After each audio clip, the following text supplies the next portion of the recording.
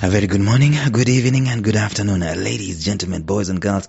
Thank you very much for tuning to the Life Signatures Radio. You are welcome from across the entire world, all these continents. I see people listening from whatever continents that there are on this earth. If this is the very first time you're tuning into this podcast, this is a teaching podcast, motivational podcast, inspirational podcast, focus on three major topics. 1, purpose in life.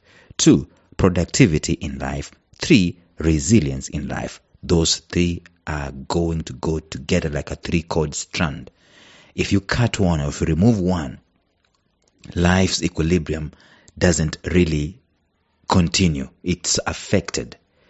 And someone's life can end up not being as fulfilling as they would have envisaged. Purpose is important, productivity is important, resilience is important. Right now, we are talking about limiting ourselves by putting our blockades, standing in our own way of success, and we don't even know. That's what we're discussing in these topics, in this new series. 3 episodes have already gone into this. Let's do this. Stay tuned.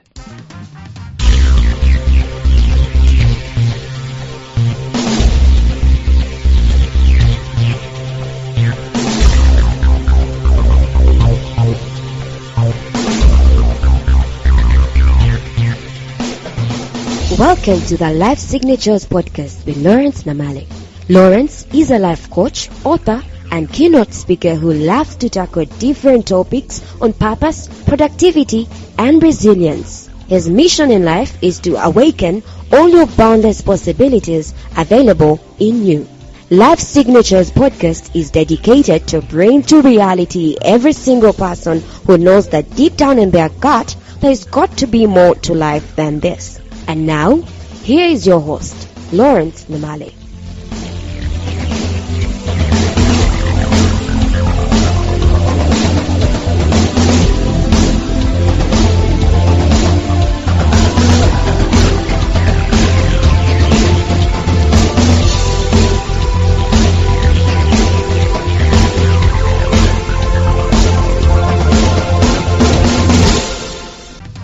So maybe we start by again looking at the definition that we gave for the word blockade. This is my personal definition. I said that a personal blockade is simply either a conscious or an unconscious limit that we readily accept as a fact, thereby it is hindering our growth. Because when we're talking about blockades, there's got to be an aspect of us talking about potential. When we're talking about potential, there's got to be an aspect of us talking about our own growth. Now, again, if we're going to do justice to this series, we have to assume that there is the best possible outcome that we can attain to. And this best possible outcome has actually been ratified, directed, designed, and intended by the divine, by the Creator. We said yesterday, if you created something of your own, it will break your heart if that thing does not live to its usefulness. As in, you spent your time, your energy, your passion, your unction, your life, you've poured yourself into the creation of that particular thing. And it's misused, mishandled, or it's spoiled. Some of you know these things. Even if you're not the creator, sometimes you buy an expensive gift or a gadget for your kid, and it has a warranty of 1 year. But in a month, they have run through it. What happens? It breaks your heart of the misuse, the lack of appreciation of how important and dear it is. That's, I believe I said yesterday, that's how I think God looks at the human race. Because if the human race, Henry Ford said, if we were to do what we are capable of doing, we will literally shock ourselves. We will literally astound ourselves. There is so much we can do.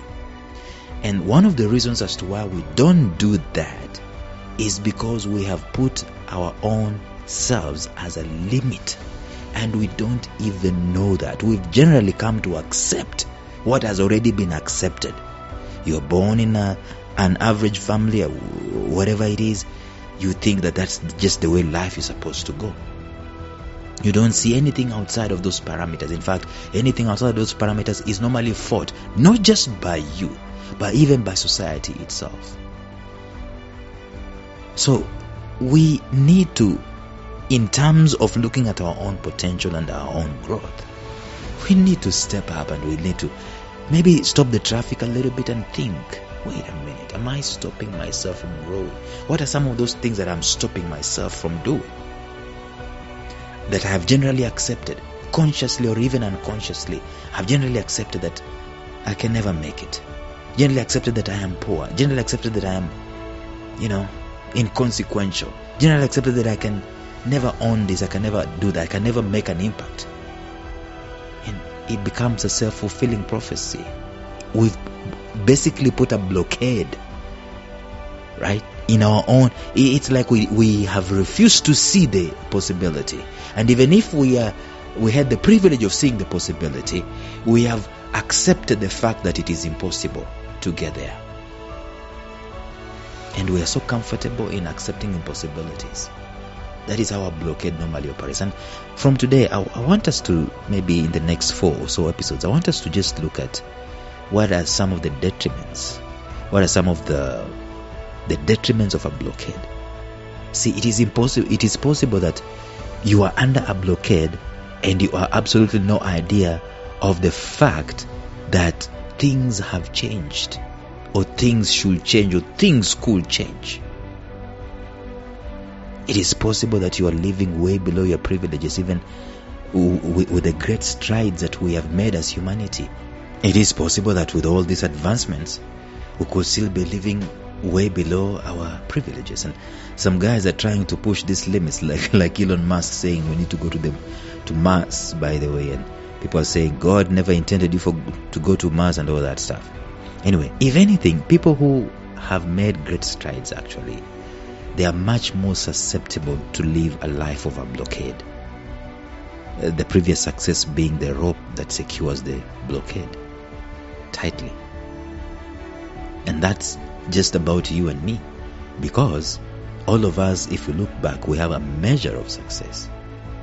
That measure of success, it becomes so normal, and we own it like a baby. We protect it with all of our might. Anyway, let us talk about one of the biggest detriments to having a blockade in your life. I have been talking about it over and over again, inferring it here.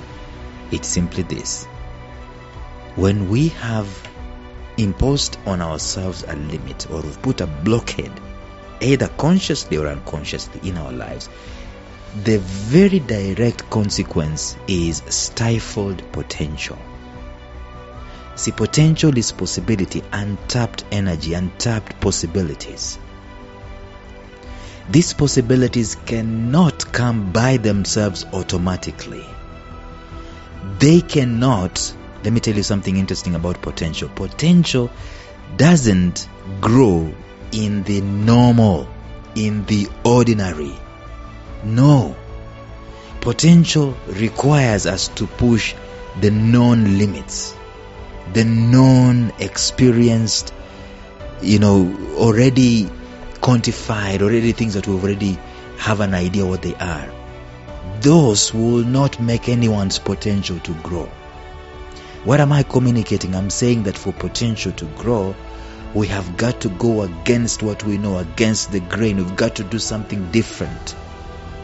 And yet we talked about the brain telling you that this is different, stop it, don't do it. Therefore, a blockade is put up. And when that happens, the very potential that I have, I could speak to a massive congregation in a stadium, and I will create an influence, an impact, a transformation by my message. It's been done before by people like Billy Graham, people like Martin Luther King Jr. And people can be changed.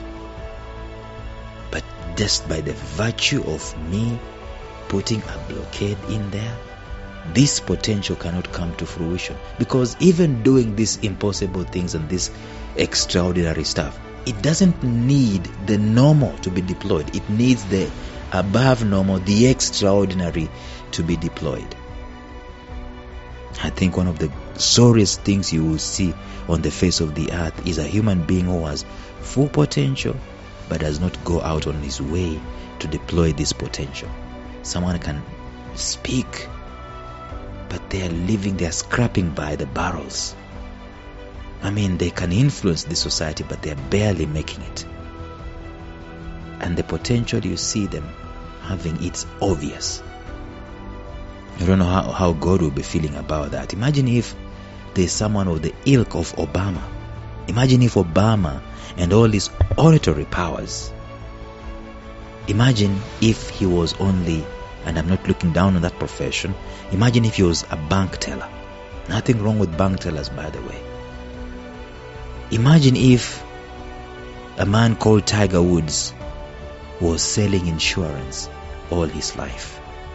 Now imagine if a man called T.D. Jakes was a laborer in someone else's ranch all his life. Let me tell you this. You don't need to imagine.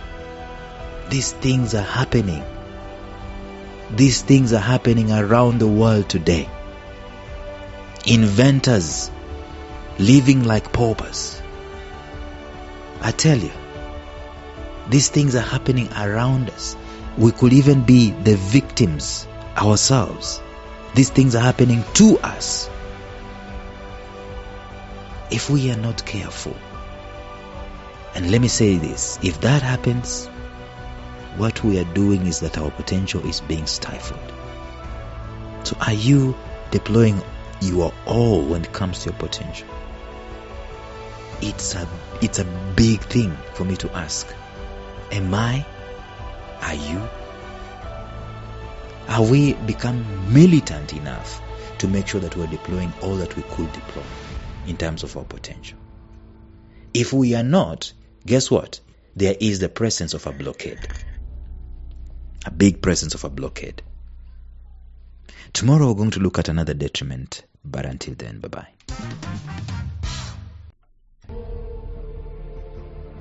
Thank you for listening to Life Signatures Radio. If you enjoyed today's show, subscribe to Life Signatures Radio on iTunes, Stitcher, or visit our website at lifesignatures.libsyn.com. Life Signatures Radio, fresh, clean, and inspiring.